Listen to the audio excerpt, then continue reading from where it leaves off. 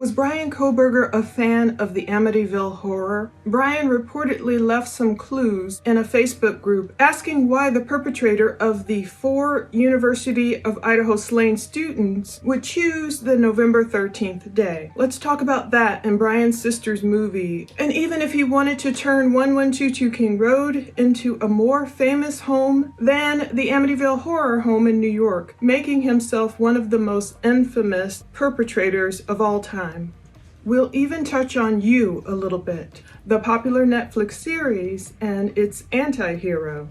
On December 15th, 2022, Bryan Kohberger, allegedly under an account named Papa Rogers, had a series of questions for the University of Idaho's murder case discussion group on Facebook. Papa Rogers knew a lot of things about these crimes. He knew police would likely find a knife sheath left behind before that was even public knowledge. But Bryan's questions were, the date of the killing was chosen on purpose?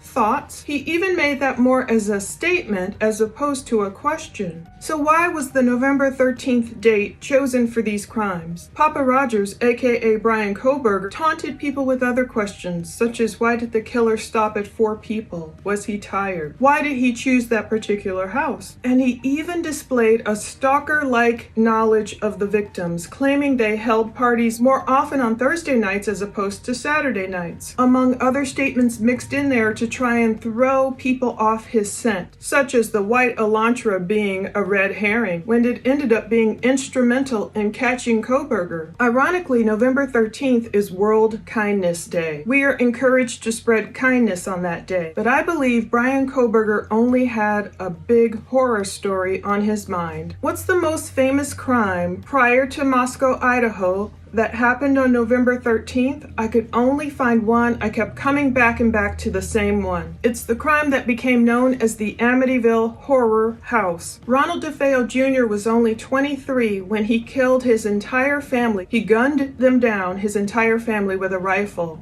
That day, November 13th, it was 1974. He killed his mom, dad, and his 4 siblings. 2 brothers, 2 sisters. It's become an infamous house in Amityville, which is a village in Long Island, New York State. So DeFeo killed his dad, his namesake, Ronald DeFeo Sr. He was only 43 at the time. His mom was also only 43, Louise DeFeo. He killed her. So DeFeo Jr., the killer, was the oldest. His 2 sisters, Dawn, she was only 18, Allison was only 13, his brother Mark was 12, and John Matthew was only 9. Similar to the Idaho crimes, all of the victims were found in their beds, and they had been killed around 3 or 3:15 a.m. That notorious killer, DeFeo Jr., died March 12, 2021 at the age of 69. But I'm wondering, did Bryan decide to take up DeFeo's mantle? And did he want to morph himself into the next Amityville horror-like crime creator? I'm not the only one thinking of this possible connection, and I've researched it a lot this weekend. A Twitter user wrote, is it possible that Bryan Kohberger was obsessed with numerology and the Amityville horror movie? Some very significant similarities in the date of November 13th, the time of the killings, and the address numbers are eerily similar. Another Twitter user observed spooky connections to the Amityville horror house in 1974 in house number 112. Both happened on November 13th. Address was 1122 in Idaho. Perhaps pure coincidence, I don't know. And they wrote of the Amityville killer dying in 2021. In my deep research this weekend, I found even more connections between Kohberger and DeFeo. We're also going to look at whether Bryan could have been influenced in any way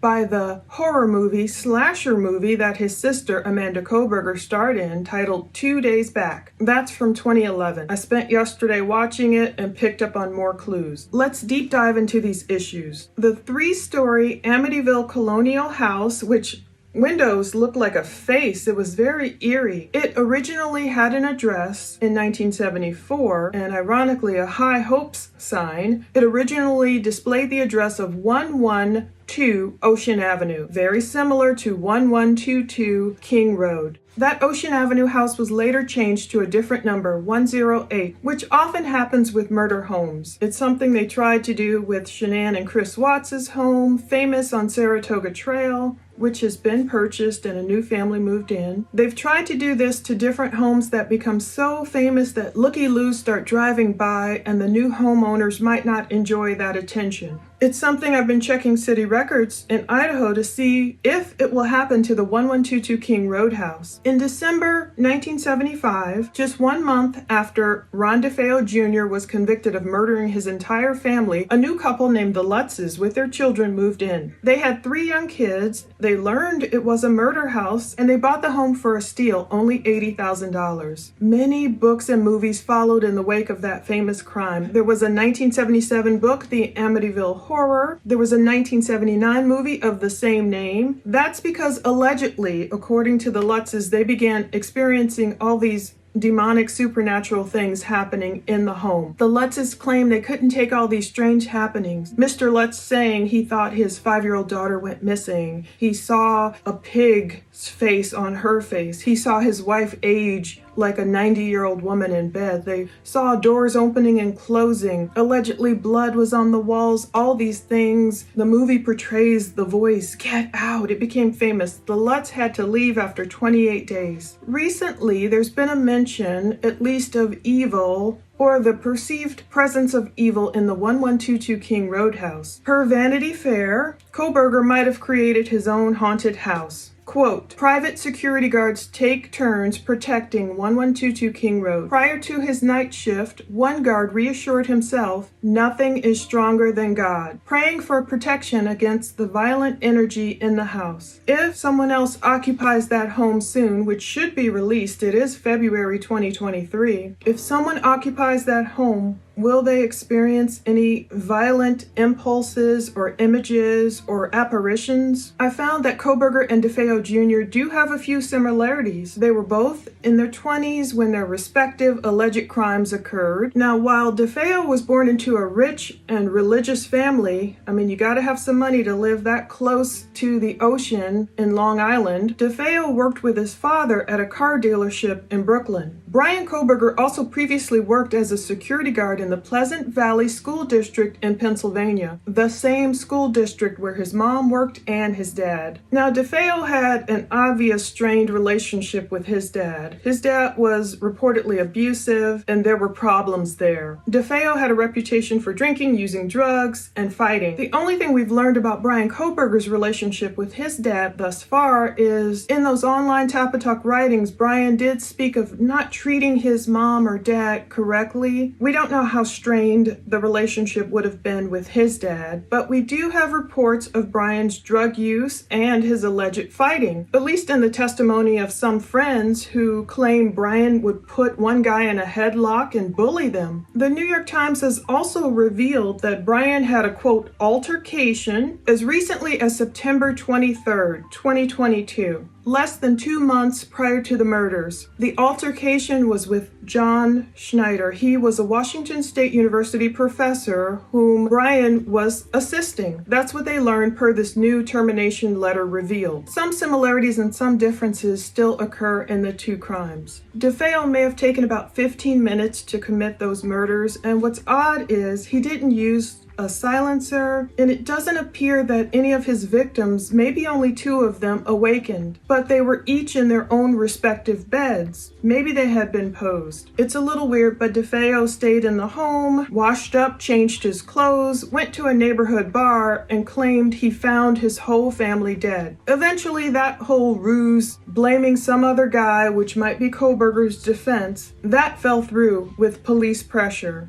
And eventually DeFeo confessed to the killings. His trial lasted 6 weeks and they focused on why he carried out the murders. DeFeo's lawyer mounted an insanity defense. We know Bryan can't do that in Idaho, even though Bryan's state of mind will likely come into play if there is a trial. DeFeo complained that his criminal defense lawyer railroaded him into mounting this insanity defense. DeFeo said his lawyer told him there'd be lots of money from book rights and a movie and all of that. DeFeo claimed his his lawyer told him he'd have him out in a couple of years and he'd have all this money, DeFeo said it was a big con job, except for the crime. I don't think Kohberger would fall for such a legal ruse due to his deep knowledge of criminology. And again, he can't mount that insanity defense in Idaho, but what defense will he mount? Did Bryan realize that this crime would make him more famous than DeFeo, maybe even Ted Bundy, more famous than any other serial or spree killer in recent years? Even though Bryan Kohberger was born November 21st, 1994, 20 years after the Amityville murders, chances are he likely knew a lot about the Amityville crimes due to his studies of criminology and his proximity to the crime. Bryan's Pennsylvania address is only about 138 miles away from the Amityville famous home. It would take Bryan fewer than 3 hours to get there. Did he ever visit like many other tourists? But the Amityville crimes grew legendary because of all the alleged hauntings that happened in their wake. George and Kathy Lutz reported all these strange findings in the house. They claimed there were odors, there were sounds, the front door would slam shut in the middle of the night, according to George. He couldn't get warm inside the house for many days. George claimed he would wake up at 3:15 a.m. every day, the time of the crimes. I always wonder when I'm awakened at 3 or 4 a.m.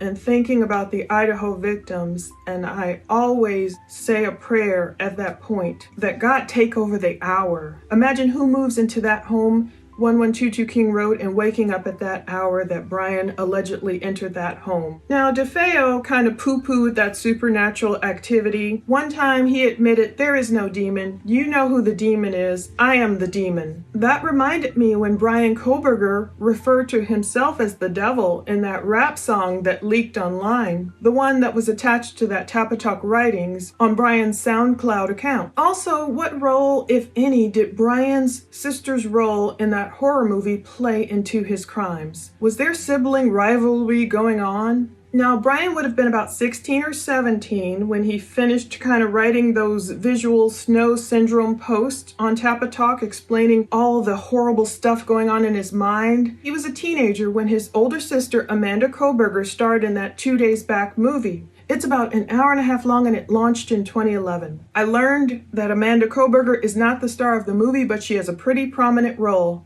I learned it when I soaked it in yesterday. Spoiler alerts if you haven't seen it. I watched it over on Amazon Prime, rented it for a couple of bucks. I'll put the link below if you want to watch it. Spoiler alerts. Beautiful and rebellious with a come hither nature, Amanda Kohberger's Lori was quite a character to see on screen. I can't imagine her brother watching her and what his thoughts must have been at that point. Watching his sister on the big screen, thinking maybe this movie would make her famous and launch her career. I had seriously low expectations for the movie. I'd already read pretty poor reviews. There's one really in-depth review, but I didn't expect much. Emma is a 5-year-old girl in the movie who got lost in the woods. Bryan's sister's character returns with Emma to the Pennsylvania woods 17 years later. They're in there trying to act like environmentalists, trying to stop these guys from chopping down all these trees on protected land. It's gorgeous Pennsylvania woods. I wonder how close it is to where Bryan grew up. Notably, I noticed Amanda is right-handed in the movie just like her brother, but Amanda Kohberger's character shows that she is beautiful and rebellious. She's the first one to leave the camp. She disappears off screen. You think she's a goner. In the end, she's not. Although she loses her glasses and there's blood streaming around. When she shows up mysteriously at the end of the movie, it proves she's an evil character. She left Emma alone, and Amanda Kohberger, her character, was a survivor. She was a pretty bad friend to Emma. Ironically, this slasher film features a fixed blade knife. I couldn't tell if it was a K-bar, but it features that and violence. I don't know how much attention Amanda Kohberger got in the Kohberger home for her role in this movie.